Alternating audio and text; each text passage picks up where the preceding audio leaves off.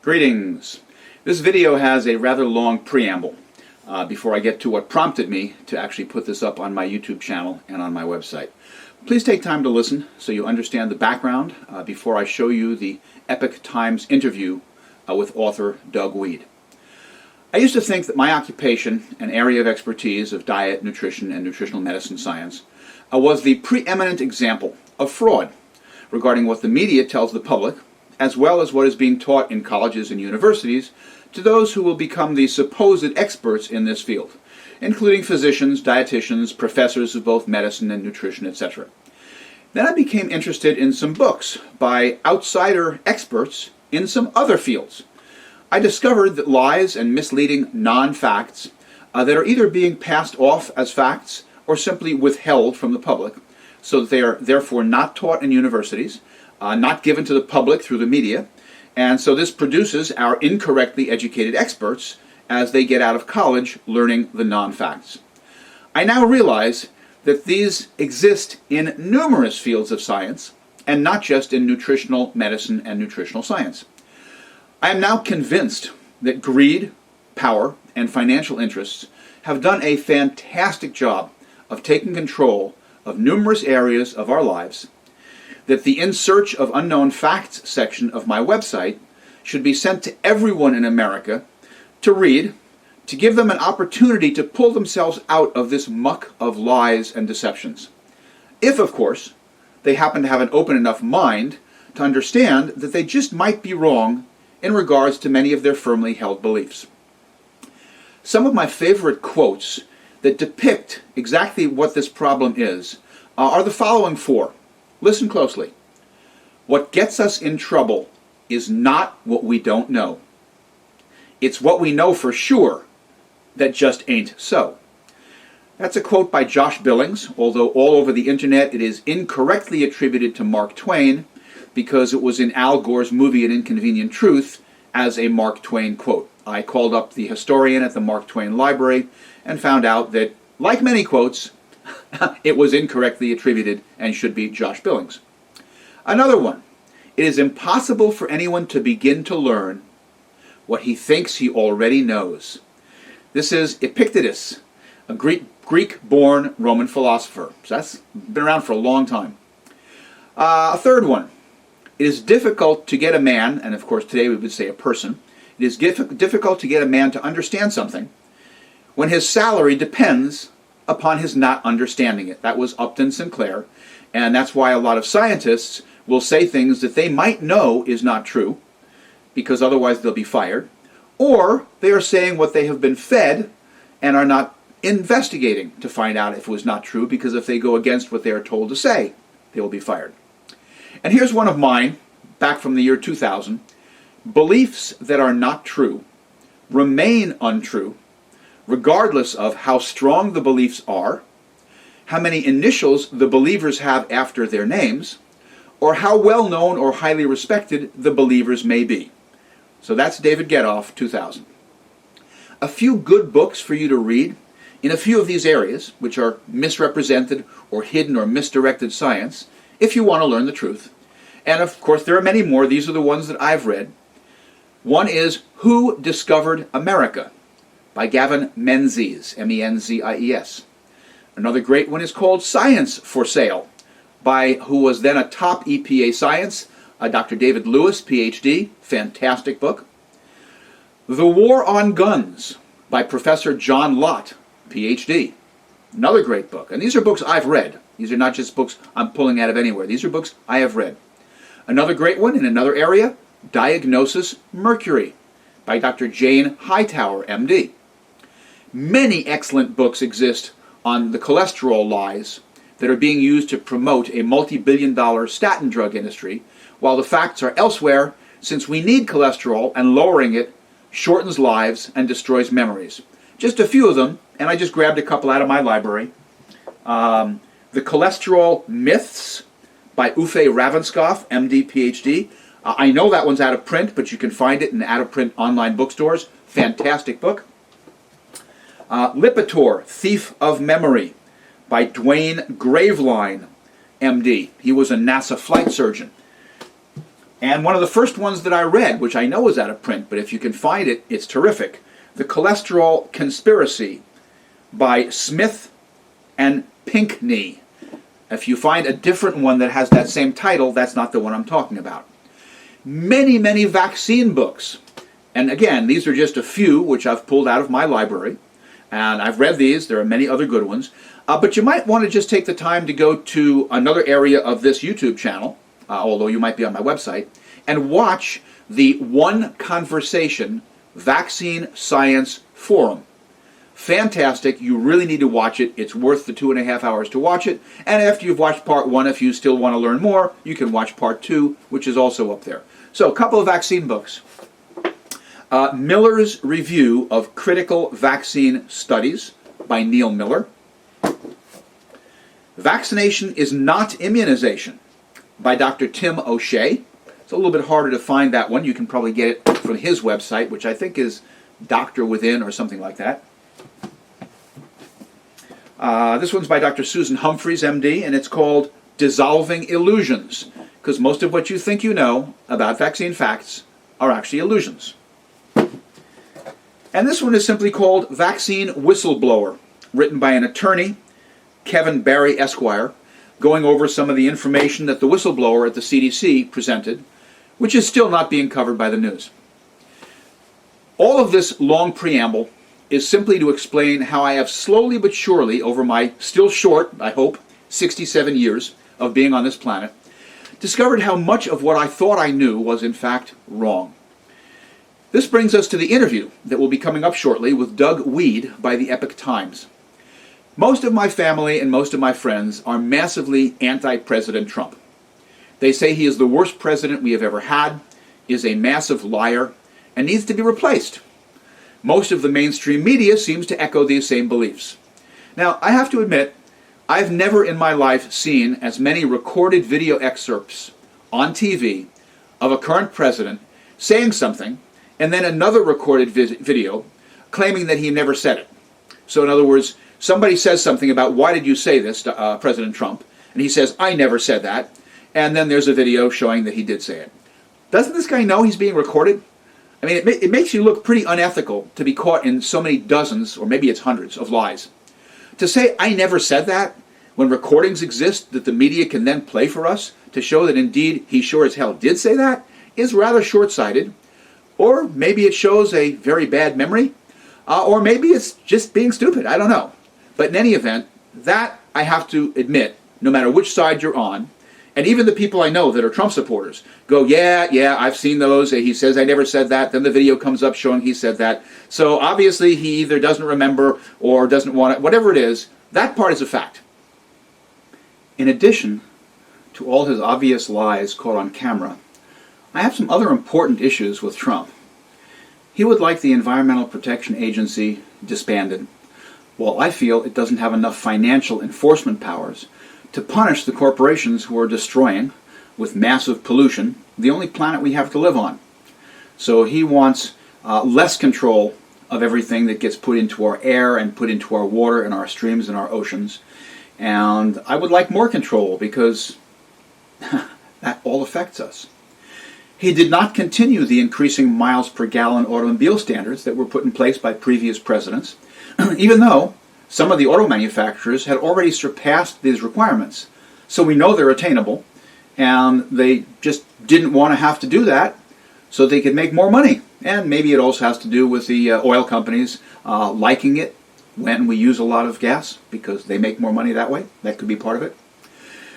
Trump has lessened various federal safety requirements for workers in order to increase profits to the corporations, when in many cases the workers need increased safety regulations to reduce injuries, to reduce cancer rates from their contact with toxic chemicals that they work with in their industries. So we don't need to reduce them, we need to increase them and give the EPA more power to enforce these by fining, with fines that really matter, the corporations that aren't meeting the requirements. He put someone in charge of the Department of Education who clearly hates the public education system and wants it all to be privatized to make money for private corporations.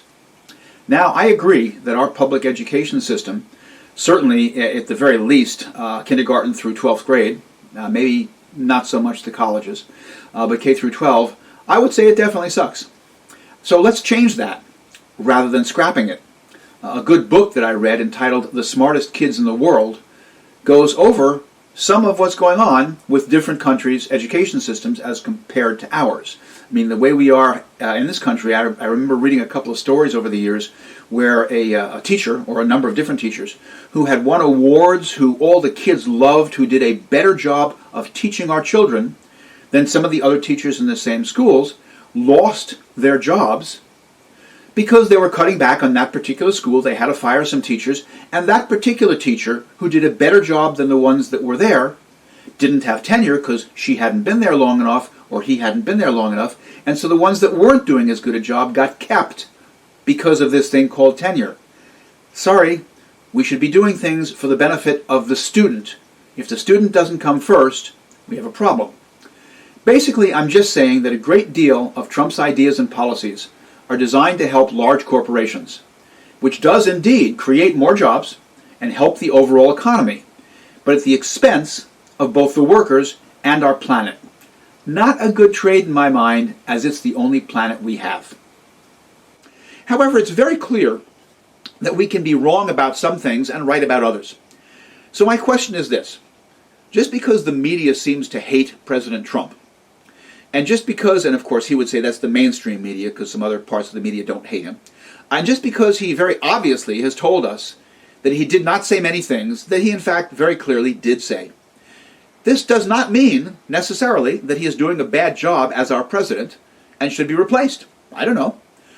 I am certainly not qualified to answer that question, but I sure as hell am qualified to investigate some of the people who feel that he's done a good job, or maybe even an exceptional job, of supporting the beliefs and ideals of the United States and of our Constitution. It is possible that very few of us will ever find someone with whom we are 100% in agreement with all of their scientific and political beliefs. But just as with many examples I gave you at the beginning of this video, we may learn that what we've been told is only partly true, or even possibly completely false.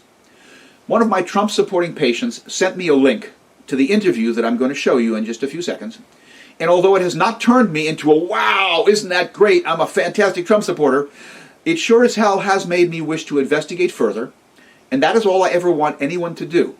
If you want to be in the 1% that learns the facts before the public, you have to investigate. I explain more about this in the In Search of Unknown Facts section of my website. If you feel this entire video is as important as I feel it is as I make it, please send the link to your friends and your family. Send it out to your email list if you have one, and ask them to do you a favor and watch it, and send you their thoughts, and maybe even subscribe to my channel if you want some of the other stuff. And I have just purchased the audiobook that will now be discussed in the interview, and I'm going to find time to read it sometime before next year's election. Here's the interview. Just why is a presidential historian receiving death threats for writing an officially sanctioned book about an American presidency? In the eyes of Doug Weed, who was given unprecedented access to people associated with the Trump presidency, what are its distinguishing features? And what do President Trump and his family have to say, for the record, in their own words? This is American Thought Leaders, and I'm Yanya Kellick. Today we sit down with Doug Weed, a best-selling author who has interviewed 6 presidents, first ladies, and their families. Earlier, he served as a special assistant to President George H.W. Bush. Doug Weed, wonderful to have you on American Thought Leaders. Thank you. Thank you, Jan. So, Doug, we're in unprecedented times today. You've written this book inside Trump's White House, but we're having to have this interview in a different place than we planned because there's actually death threats against you and your family because of this book. Can you tell me a little bit about what's going on? Yeah, we started receiving these threats, and they named my family members and details about their life that would only come from a great deal of research, so that was kind of alarming. And and said not to publish this book and not to print this book. And we took that in stride and thought, well, this is just maybe some nut, although they had a lot of information. And then we got another one, and from a different IP address and a different source. And my publisher told me, I said, this happens all the time, doesn't it? And they said, no, it's never happened. In Wow. 40 years, we've never had it happen. I thought, well, it's never happened to me. I've written 30 more books. I've never had it happen to me, but you're telling me it's never happened to you? They're the second largest publisher in the world. So these are unusual times. So you're a presidential historian. I think we can very fairly say that. What's so special about this book that someone might issue these kinds of threats? Well, this book, Inside Trump's White House, purported to be an official history of his presidency. So I interviewed him, and I interviewed Jared and Ivanka, and Don Jr., and Eric, and Lara, and Tiffany, and Chief of Staff Mick Mulvaney, and I had the whole White House and cabinet available to me. I interviewed some of the hostages that had been taken. I interviewed the foreign minister of Mexico. I had access to all these people. So here was an official history. There are all these anonymous books and Right. books with anonymous sources, and and they're filled with fake stories. So I, like everybody else, I read them and it nags on me. Why doesn't anybody go on record? So I wanted to write an official history book because I love history, and when historians come back to this time, they're going to be looking for primary sources. They're not going to be looking for hearsay, and they won't care what some commentator says on CNN or Fox or anywhere else. They're going to want to know, what did the president say? What did Jared and Ivanka say? What did Don Jr. say? What did Tiffany and Laura and Eric, what did they say? And that's what I wanted to capture.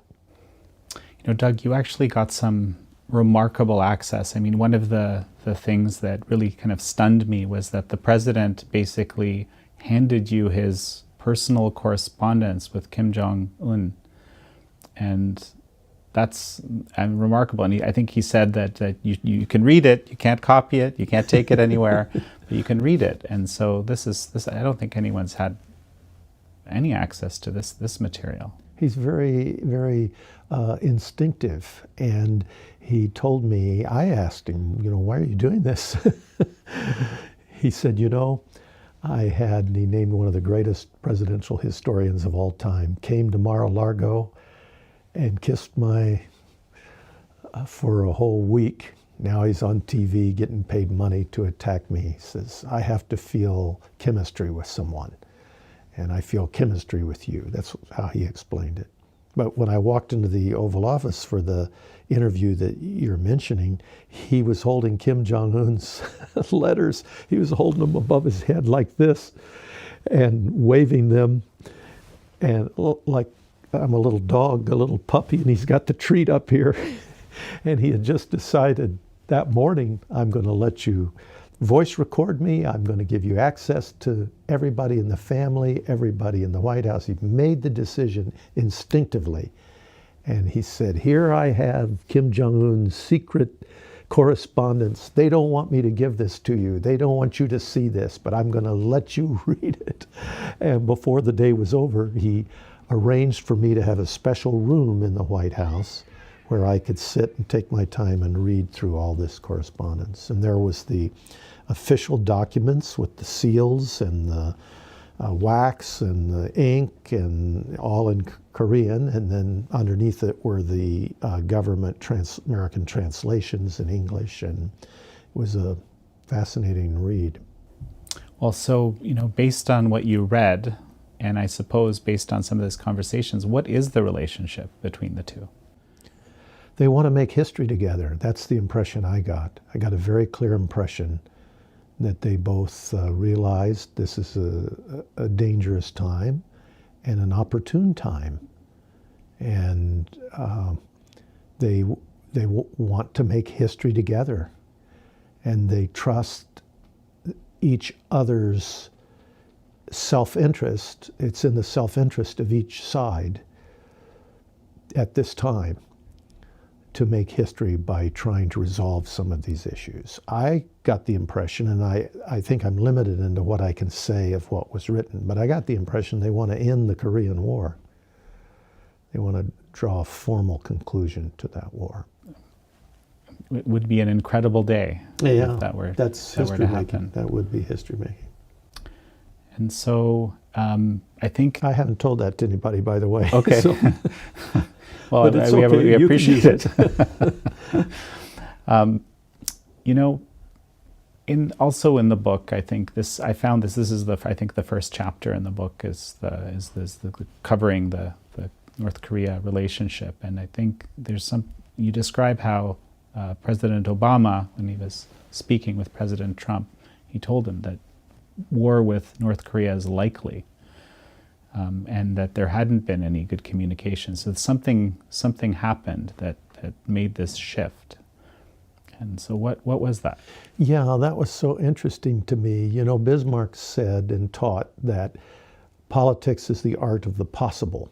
But Donald Trump believes, as a businessman, he's written about it, that a businessman takes on the impossible. You do the most difficult thing first, then you move to the next most difficult thing. You work your way down. So with Donald Trump, politics, it's not politics, it's business, and it's the art of the impossible. So in that first conversation with him, it wasn't my first conversation with him, but in that particular conversation with him, he pointed to the chairs over there. He said, "See those two chairs over there? I sat right in that chair next to Barack Obama, and I asked him, what's the biggest problem you face? What is the biggest problem the United States faces and that I will have to deal with?" And he said, Obama said, "You will go to war with North Korea during your time in the White House. That will be your biggest problem." And I said to him, "Well, have you called him?" And he said, "No, I haven't called him. He's a dictator. He's a dictator. I haven't called him. He's a dictator." And then the president looked at me and the others standing in the Oval Office with him, which was his deputy assistant to the president for communications, Bill Shine, and Sarah Huckabee Sanders at that time, right, press secretary. He looked at all of us and he said, "Stupid." So I guess that was his instinct. You got a problem with somebody, you call him. And that's what he did with Kim Jong-un. And then this led to this correspondence, which suggests to you that there's a good relationship. I mean, against all odds, in some kind of... Against all odds, yeah. Fascinating. Yeah, the timing is right. And that's the businessman Trump. He tries things. People said to me, and I had read that the White House was very chaotic, but Sun Tzu wrote that chaos leads to opportunity. And that's surely what happens with Trump. I went in, I had heard Boris Johnson saying that I don't think this is accidental. I think this is calculated. I suspect something's going on here. This was Boris's theory of Donald Trump. He just stirs up all the pieces. And well, I came out of the White House convinced that everything is calculated.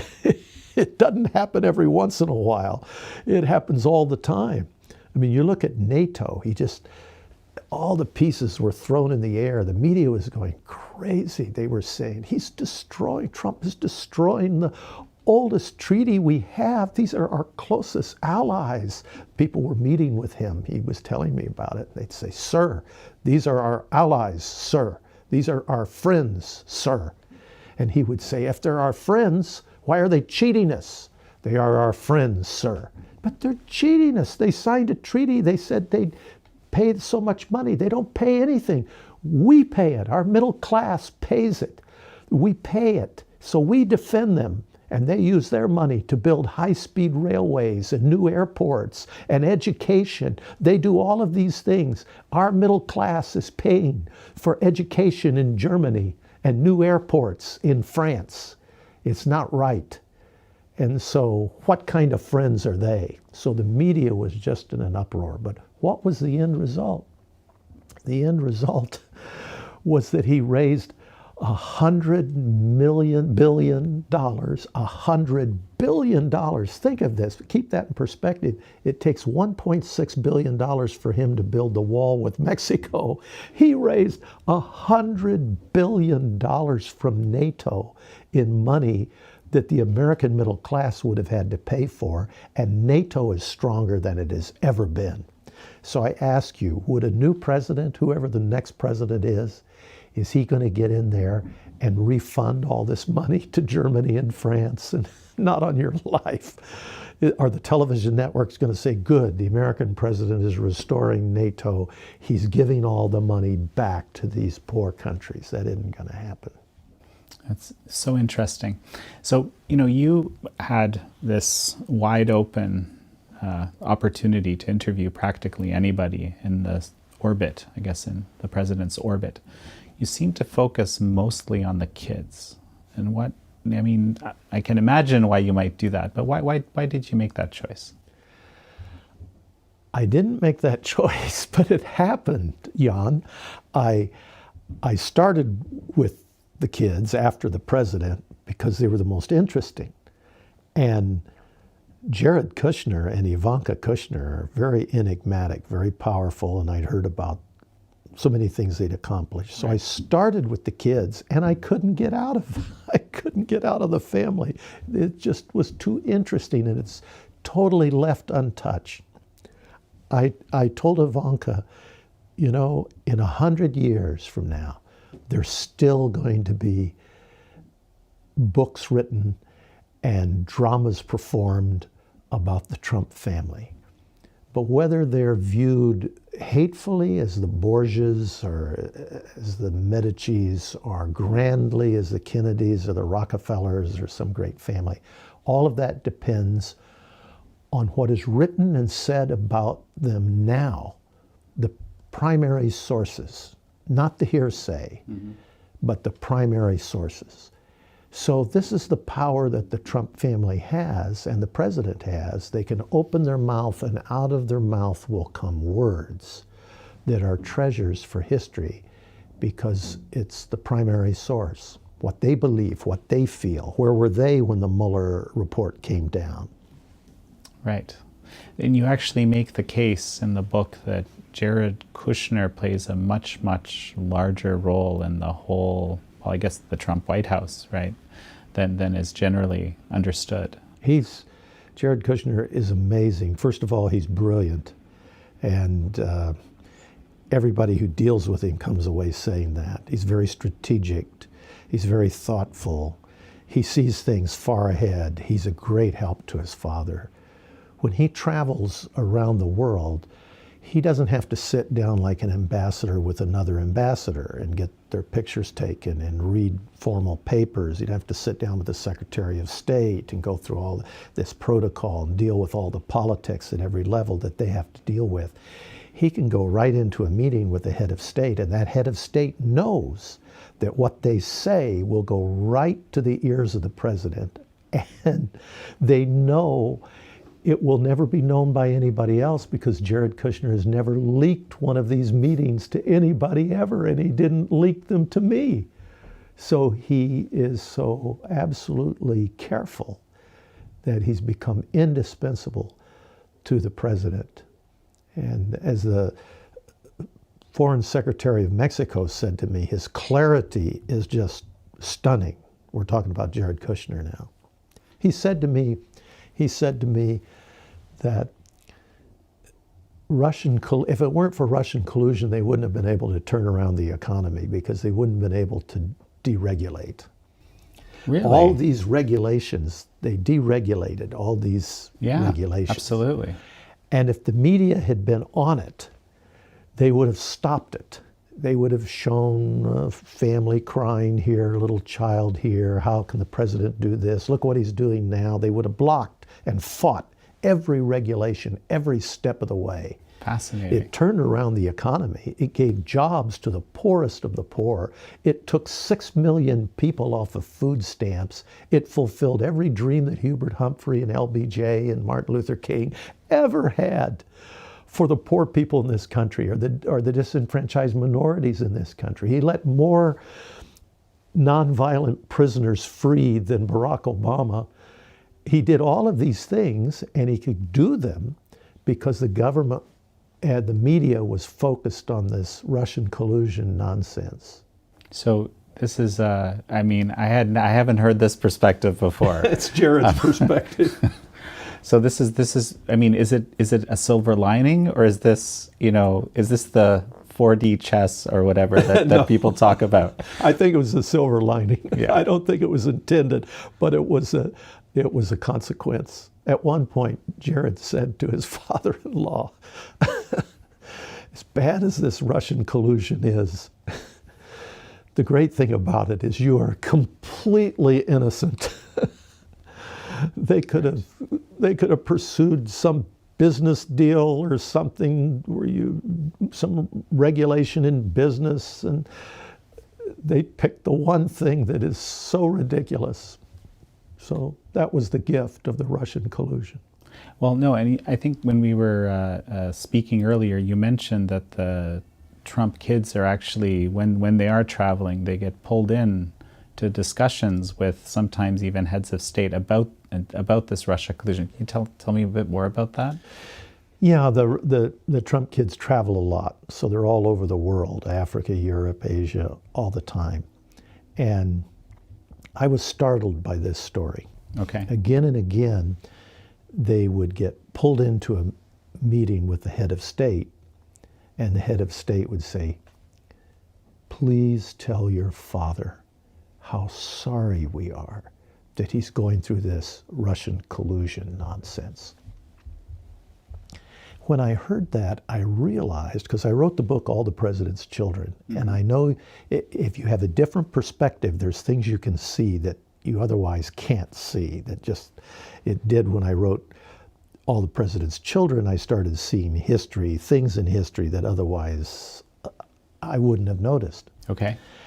And sure enough, this perspective. So these heads of state, of course, they knew that Russian collusion was phony. Of course they did. They couldn't function without knowing. You can't be the president of France or the prime minister of England or some dictator in North Korea or Iran. You can't be prime minister of Australia. You can't be Benjamin Netanyahu and not know whether or not the president of the United States, the man you're doing treaties with and deals with, who provides you the defense for your country. Saudi Arabia wouldn't exist if it weren't for the United States, Trump says. You can't rely on him if he's a Russian agent, which means that Benjamin Netanyahu, as soon as the story appeared in the New York Times, he picked up the phone and called the director of the Mossad, probably, and said, "I want an explanation on this by 6 p.m. tonight." Okay. Not 2 years from now when the Mueller report comes in. They knew. There's 120 intelligence agency services in the world, all the way down to the lowly ASIS, Australian Secret Intelligence Service. They've got $164 million to spend, the ASIS. They all figured this out immediately, and they all knew, which means that Russian collusion, all it did is tell these nations more about CNN and the New York Times than it did about Donald Trump.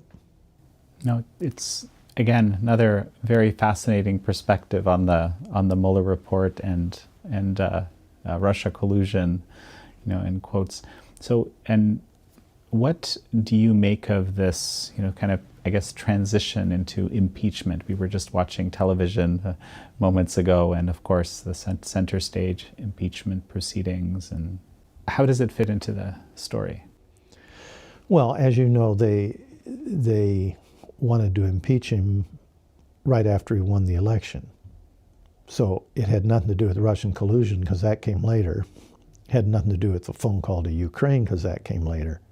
So they wanted to impeach him, in my opinion, out of spite over the loss of the 2016 election.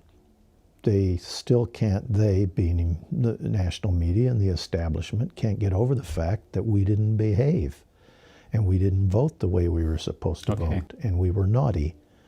And they told us how to vote, and they expected us to vote that way, and we disobeyed. We have this DNA in America, you know, they say, okay, you can choose this or you can choose this, but I would choose this. But we have this DNA, I don't know about that. And it was humiliating and infuriating. I mean, we hear now today, Democrat candidate Elizabeth Warren is running against billionaires. Billionaires supported the Democrats 20-1 in 2016. Every former president of the United States voted for Hillary Clinton, Republican and Democrat.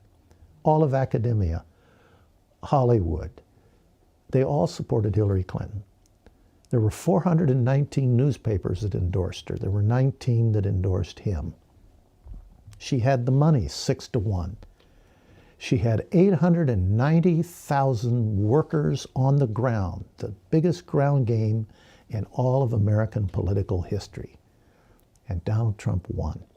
And right after he won the election, the Washington Post, one of their first stories was that the economy would collapse. And then all of the world's greatest economists, all of them, not some of them, all of them lined up. At least the LA Times had said he might win the election. They were an outlier in the polls. But every single major economist in the world said the economy is going to collapse. This is a dream. When pigs fly, one of them said. Another one said, yes, if you believe in the tooth fairy. That was Larry Summers, the Secretary of the Treasury. They were unanimous. And the economy turned around. It boomed. It's the hottest economy maybe ever in American history. We have 7 million unfilled jobs. That's the entire population of the state of Indiana in unfilled jobs. We've never had a better economy. We have comedians wishing for a recession, wishing there would be a recession, because it's tribal. Their tribe lost. So of course they hate him. And if they wanted Russian collusion, they knew that was, they had to, they can't be that stupid. But they were hoping that we were stupid and that we would believe it, even if it wasn't true, that we would believe it. I mean, look, if the Russians had recruited Donald Trump and then elected him president, if they knew what ABC, NBC, CBS, CNN, what all of them didn't know, that they could get him to win, if they did that, that would be one of the greatest moments in all of world history. I love history. That would be like landing man on the moon. That would rank with Columbus's voyage across the Atlantic.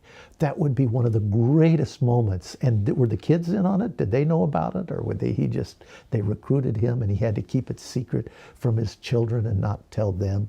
And then after he got elected, he increased the military budget. This is what the Russians wanted, I guess. He modernized the nuclear deterrent. Well, that was pretty costly for the Russians because they have to try to match it. He did all of these things. He added the list of oligarchs that would be not allowed to come into the United States. It's the most ridiculous, and I think it was embarrassing to the national media and to the Democrats. And so they've got to impeach him, and by impeaching him, they may not be able to drive him from office, but they'll hurt him. They want to hurt him. Just like the death threats that are coming to me. They want to hurt me for having interviewed him. They want to hurt him. They want him to hurt. Do you think this is just part of this tribalism that you're describing? And I think it is, and it's also money. Big money's at stake. Okay. Yeah. Because people make money off the way things are. So if you change things, you're moving their cheese. You change things, it's upsetting whether they can make money. Now, crony capitalism. It's very complicated, but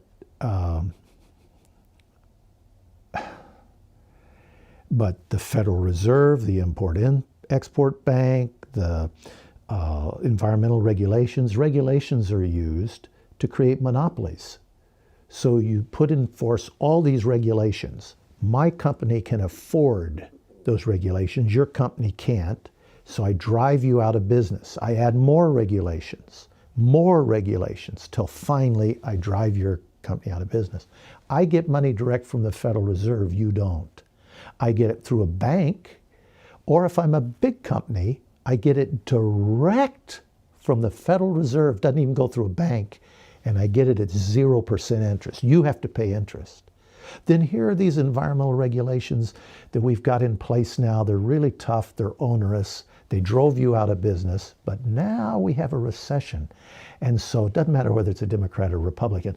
We pass this bipartisan stimulus bill. What does that stimulus bill say? It's like 18,000 pages. Okay. Stop and think of that. The Bible is 1,000 pages, which means nobody read the stimulus bill, 18,000 pages long. They couldn't have. No one person on earth has ever read it. Mm-hmm. So they've only read the 10 pages that they crafted, that they got through, that the senators put in there for them, or their lobbyists got through. So their authorities on their 10 pages are authorities on 100 pages. Nobody's an authority on 18,000 pages. But what comes out of the stimulus bill is I no longer have to keep those regulations that I got passed that drove you out of business. So now I got money from the Federal Reserve, from the Import-Export Bank. You're out because you can't fulfill all these regulations and can't keep them. I got a monopoly going for myself. And on top of that, I don't have to keep any of the environmental regulations that I was supposed to keep because of the stimulus bill to create jobs. I need to create jobs. So it's a racket, and it's international, and it's tied to China. People are making money with the deals from China, and it's tied to Europe. It's multinational. And so everybody's happy, everybody's making money. The Bushes are for it, they loved it. Clintons were for it. The Chinese were on a fast track to WTO, right, because the Bushes liked it. And then the Clintons had 15 meetings that sped that process along. They actually took money from the Chinese government. It's called Chinagate. Your viewers can Google it and look it up. They had officials from the Chinese government in the Oval Office, and once it was learned, they skipped town. They fled the country so they couldn't be interviewed by the FBI. So this was going on. And with Europe, it was going on. So here comes Donald Trump. He's a businessman. He wants to build a building. The only place he can get these windows are in China. What? No place in the United States? No place in Canada? No place. The only place in the world he can get these windows is in China. So he's clipping. Ivanka's a little girl crawling around his desk. From the time she's a little girl, she said, he's ripping out pages of the New York Times. He's saying, this is unbelievable what they're doing. This is unbelievable. These people are nuts. They're destroying the country. Now, he's making money. He's a businessman, but he knows it's wrong. And he's hoping that somebody's going to come along and run for president and clean this up. And nobody ever does. Fascinating. So you've given us a bit of a thumbnail here of how the swamp, I'll say in quotes, operates. Can you, is this mostly from this recent book, or is this from your, general activity as a presidential historian and other research? Well, it comes from the whole, for me, it's been an educational process for the whole 40 years, but it culminates in the Trump White House. Because here's an outsider, a businessman who saw things I didn't see. I asked Trump, he knew many of these things, and I asked him, when you got into the White House, you obviously had access to information you didn't have before. So you knew it was bad. Then you get into the White House. Was it as bad as you thought? He said, he got very intense, and he said, It's worse. It's far worse than I ever thought. That's what he said. Wow. So he knows that America's in trouble. America's had a generation or two that has been taken down this road by elites. They're making a tremendous amount of money and they're upset and they don't want it changed. They want their great-grandchildren to be billionaires. It's so ironic that you have Elizabeth Warren running for president. And I told you the billionaires supported the Democrats 20-1. Right. I mean, here's Elizabeth Warren. She's worth $18 million, which is modest, I guess, for elites. But she gets paid $350,000 to teach one class at Harvard University. And Harvard University has, what is it, $37 billion in an endowment fund. And she wants education to be free. So she wants these students to be able to have pay to go to Harvard and have all of it paid for with taxpayer dollars. So as if Harvard needs more money. So that's the academic racket. Oh, fascinating. Is there, I was thinking about this. Is there any one particular set of conversations with, basically anyone that you have in the book that really kind of changed your perspective on the president himself? Well, my whole perspective on the president changed immediately when I met him. He's a dynamic personality. He's a great listener. And Jan, that's a real education for me because I've interviewed 6 presidents of the United States and they're all great listeners. In fact, that's the only common denominator I can find among them. And I remember at one time I published a magazine, and this was back, I guess, in the 70s or 80s, and our team sent out across the world, and we interviewed Jimmy Carter, Yasser Arafat, Menachem Begin, who at the time was Prime Minister of Israel, Walter Mondale, who was going to be the next nominee for president after Carter, and George H.W. Bush, and Reagan. We brought all these back, and Ted Kennedy, we interviewed him. So we all met together and we said, well, these are all great men. What do they have in common? And so we started debating what they have in common. We couldn't come up with anything that they had in common. We asked all of them, what's your secret to success? Okay. To see what their philosophy would be. One of them said, my secret to success is I get away and I fish. And another one said, Carter said, my secret to success was I had a finite plan of every step. So they canceled each other out. But the one thing we noticed they all had in common were they were good listeners. We came back saying, boy, they just, for the longest time, he just sat there and listened. And so when I found that with Trump, I was surprised. Because on TV, you only see him talking. You don't see him listening. But we got into one conversation on history, and he asked me about Rachel Jackson, Andrew Jackson's wife. Okay. And he kept asking questions. I didn't want to talk. I wanted him to talk. So I tried to, no. He wanted more. He'd sit, listen, and that was interesting to me. And he's funny. He's very funny. Oh, very, very interesting. So you write about this relationship, of course, with Kim Jong-un, but that's not the only relationship that the president has been building. Notably, of course, Xi Jinping is another relationship which he sees as incredibly important to America. Totally different, policy from what we've seen in the past. What does the book have to say about this? Yeah, well, going to Mar-a-Lago was Jared's idea, to get away from the White House and have time together to be able to talk.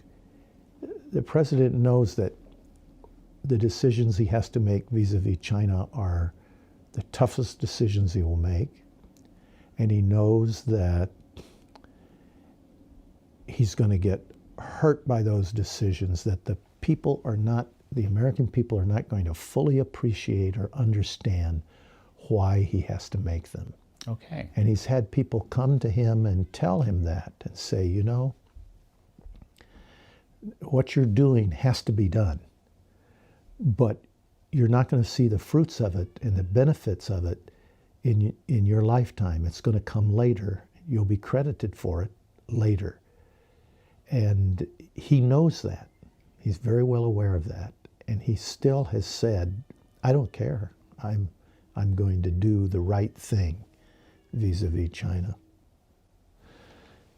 He knows, the president knows, that under the Bush family, we're talking several presidencies. We're talking about Bush Sr., we're talking about Bill Clinton, and then comes the next Bush who signs the WTO. Right. The way is paved by 3 presidents, and then Obama, that we have seen the largest transfer of wealth in human history outside of the Middle East, of America's wealth to China. That's what's happened under these last 4 presidents. America's been robbed. And if you live on the coast, you don't feel it as bad. If you go to Springfield, Missouri, or Kenosha, Wisconsin, if you go to Ada, Oklahoma, you can drive through abandoned buildings. You can say, that was a Kmart. You can tell, that used to be a Wendy's. That was an Applebee. You can see. If you stay on the freeway, the interstate freeway, there'll be some commerce. But if you leave the freeway and you go just a block or 2, you start seeing the decay. And America has descended into poverty. They don't know it because they've grown up in it, and they don't know what America was like. But there was a time, I'm old enough to tell you, there was a time when I would come back to the United States after traveling in Europe or Asia. And it was paradise. The American freeways were fantastic. Our airports were fantastic. Now they're junky. They're in decay. Yeah, huge infrastructure challenges across the board, right? Yeah. And you can go to Europe and you see these massive, wonderful, beautiful highways and these high-speed railways and these gorgeous airports that go on forever. In Singapore, in Seoul, and you can see what's happened. But in China, the wealth, the largest nation in the world, imagine how much money it's taken to pull China out of poverty. And the American middle class have done that. They've lost their wealth, their value. The one thing the Americans had was their home, and it would appreciate in value, and they'd have that, their home. And then the government came in and just took that away. And they blame themselves. It's interesting. You meet Americans and, I didn't invest well, They blame themselves. They don't see that wherever there's money, there's somebody ready to take it. And these big multinational companies have taken it. But it brings up another interesting question. Okay. If all that's true, if all that crony capitalism is true, why has the stock market taken off? Why has the economy boomed? Why have these companies reinvested and made money? Why are they cooperating with Trump? He had them in there from the beginning, these big corporate people. And he said, I know what you want. You want profits. I want jobs. You got to figure out how to get me jobs. If you want me on your side, you get me jobs for the American people. I'll find a way to help you get what you want if you get me what I want, which is jobs. So they're working together. But the reason the stock market has taken off is so many of these companies, Jan, so many of these companies imagine that their competitor is cheating better than they are. Okay. So they think, we're a good company. I believe in our product. I believe in our company. We could work without cheating. We could work in the free enterprise system. We got a good product. We could make it work because they suspect that the company next door is cheating better than they are. they're getting more money than they are from the government, or they're benefiting from the bad regulations better than they are. And they always suspect that they're not doing as good. So they're ready to go back to free enterprise and to free markets. They're ready to do it. Let's do it. Let's compete. Fascinating. You know, one of the I guess charges against the president often is, well, you know, he's a billionaire. You know, he's, you know, been, you know, silver spoon baby, so to speak. And how can he possibly connect with this, you know, the downtrodden class of America, right? The people that lost a lot in the heartland, as many people have argued in a number of excellent books I've read. You know, he's taking advantage of these people. I've heard this a lot. What does your book have to say about this? Well, from firsthand sources. Yeah, I can understand that. I don't know. It's happened before. It happened with Teddy Roosevelt, who took on the big companies, monopolies of his day. It happened with FDR. I've got a book on my bookshelf here called A Traitor to His Class, which was about FDR. So it's not uncommon for someone who comes from wealth to become a champion of the ordinary person. But it's pretty hard to refute the numbers. I mean, right. What can you say about those numbers? That's really, really hard to do. I'll tell you this. Herbert Hoover was a president that this media would have loved. He was politically correct. He was deeply compassionate. He fed Europe at the end of World War I. He used more government than any president up till his time. FDR used much more, but up till that time, no one had used the government to help the poor as much as Herbert Hoover had. Okay. He was brilliant. He was presidential, even courtly, and he was an engineer. But we descended into poverty. We had 17 million unemployed. People couldn't keep their homes. Hoovervilles, they called them. They sprang up near the garbage dumps of major cities. They had no running water. They had no sewage. Here were people scrounging, crawling like spiders among the garbage to find food to feed their children. This is poverty. It's heartbreak. It's terrible. So when you have Bill Maher say, I hope we have a recession, I hope we don't. I hope America can keep. We're in an era of peace and prosperity. We haven't had that in 40 years have we had a president that hasn't started a hot war. Think of that. Now, we may still go to war with Iran. That may happen under Donald Trump's watch. It could happen.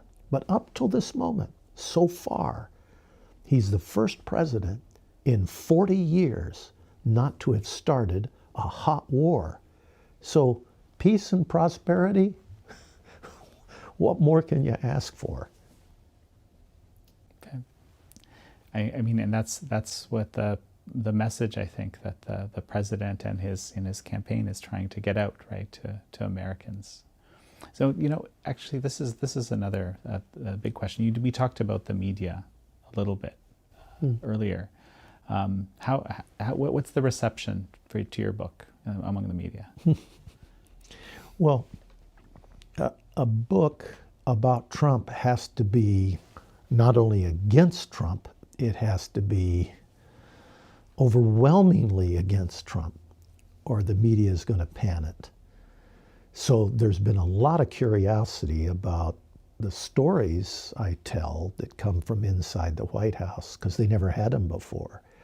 I mean, we've got Tiffany, the night they go to Buckingham Palace, you know, in their beautiful gowns and tuxedos. The Trump kids, they aren't carried to Buckingham Palace in a golden coach with 6 white horses, or even in a motorcade. They rent a van, a bus, like the kind that takes you to your Avis rental car at the airport. Okay. They get a van or bus, they pile in and say, take me to Buckingham Palace. So all these stories, the media likes those stories. But they don't like the book because it tells the story of how he defeated ISIS, of how he brought the hostages home. I mean, that's one of America's shameful secrets, the hostages. They've been kept for 16 years under two presidents, a Republican and a Democrat. And the families will tell you, I've spoken with the families of these hostages. Democrat, Republican, they don't care. They had loved ones that they cared about who were beheaded and who were tortured and raped. And Donald Trump's been able to bring back so many, 22 of these hostages. And they were told by the American government, keep quiet. And you can't go to the networks and tell your story because we've already told the networks to keep quiet. Nobody's going to listen to your story and nobody's going to talk to you about this, because if you increase the publicity, more hostages will be taken. You're increasing the value of the hostage. That makes sense.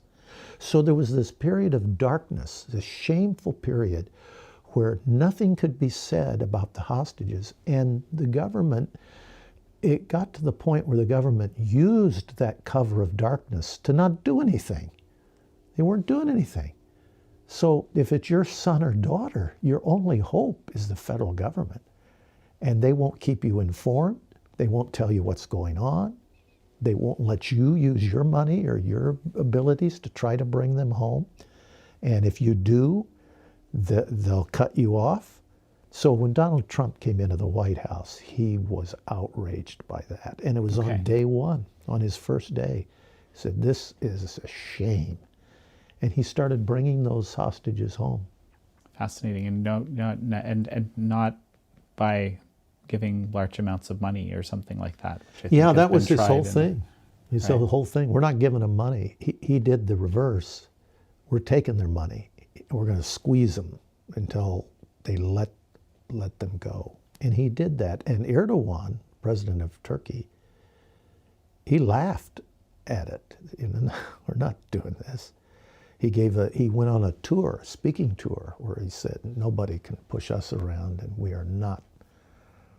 And they had this guy in Turkey and they had him in prison. When the evidence finally came out, they said, why is he on trial? They were going to kill him. Right. Why is he on trial? Well, one of the witnesses said a light in the third floor of his apartment was on. So that was part of the proof. He must be planning something.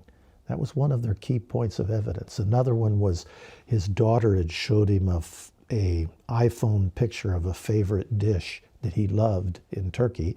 Turns out it was also a favorite dish of some terrorist. So that was another piece of evidence. They were going to keep him and they were going to kill him. And Donald Trump said, not on my watch, you are. And he brought the Turkish economy to the brink over one man, and he got him home. That's an incredible story. Yeah, it is. I interviewed the man. I interviewed him. I said, what did you think of Trump?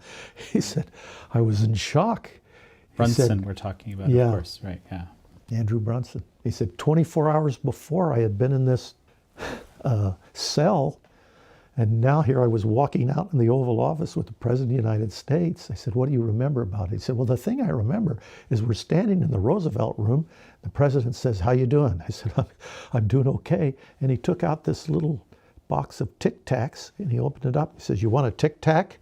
And I said, no, Mr. President. Then I thought, well, if the President of the United States is offering me a Tic Tac, maybe he's telling me I should take one. So I said, okay, Mr. President, I'll take one. So he put 3 Tic Tacs. He said, that's what I remember from the meeting.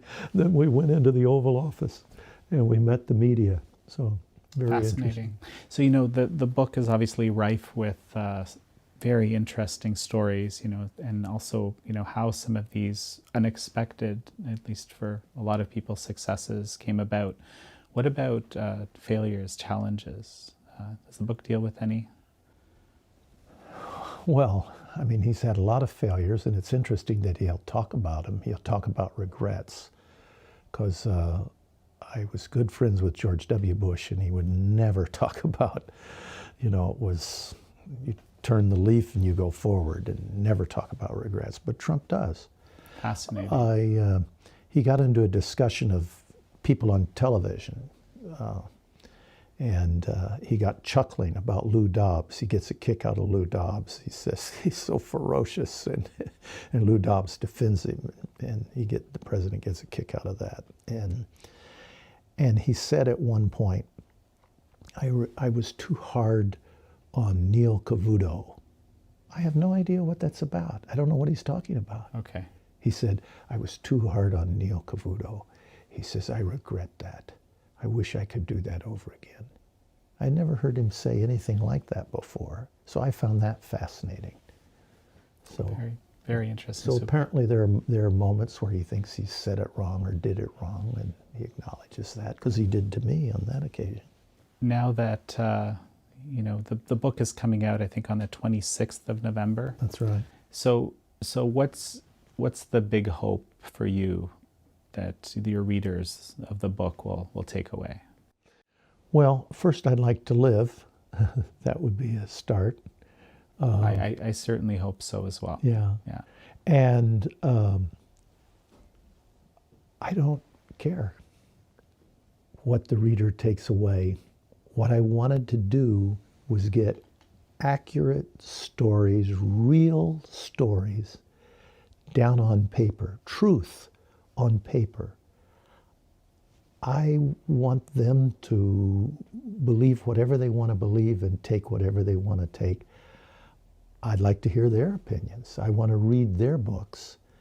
But my job, as I saw it, was to get in there, get the stories, get the facts, and then get out.